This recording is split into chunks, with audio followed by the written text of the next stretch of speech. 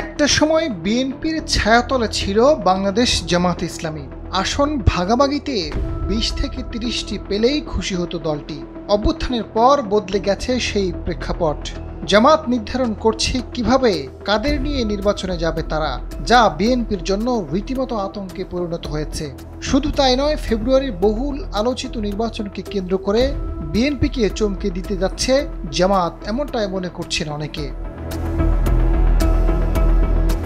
BNP যখন প্রার্থী বাছাই করতে পারেনি, তখন ভোটের মাঠে পুরো দেশ চষে বেড়াচ্ছে জামাতের নেতারা। রাজনৈতিক ময়দানে চোখ কান খোলা রাখলে বোঝা যাচ্ছে জামাত ও বিএনপির অবস্থানের ব্যবধান প্রায় সমানে সমান, কোনো কোনো ক্ষেত্রেই এগিয়েও গিয়েছে। সব মিলে পরিস্থিতি এমন যে জামাতের কাছ থেকে নতুন করে রাজনীতি শিখতে হবে বিএনপিকে। পিআর পদ্ধতিতে ভোটের দাবি নিয়ে মাঠে নেমেছে জামাত। বিএনপিকে সেই ইস্যুতে একদিকে ব্যস্ত রেখেছে, অন্যদিকে নিজেরা নির্বাচনী প্রস্তুতিতে অনেক এগিয়ে গেছে। এর মধ্যে নির্বাচনী আসনের সবকটিতে প্রার্থীর নাম ঘোষণা করেছে।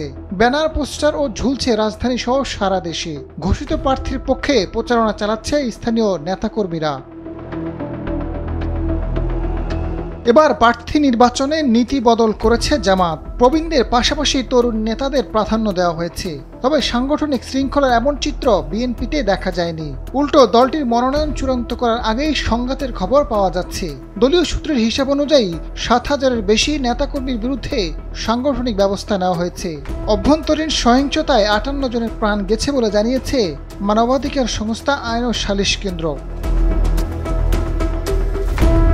রাজনৈতিক বিশ্লেষকরা বলছেন, মনোনয়ন বন্টন নিয়ে বিদ্রোহ ঠেকাতে বিএনপির শীর্ষ নেতাদের হিমশিম খেতে হবে। শেষ পর্যন্ত বিদ্রোহের প্রার্থী ঠেকাতে পারবে কিনা তা নিয়ে সংশয় রয়েছে।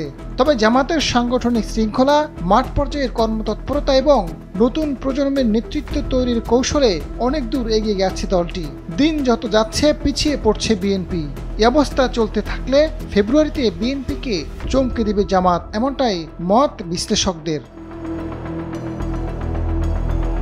আজাদ ফারুক, সময়ের আলো।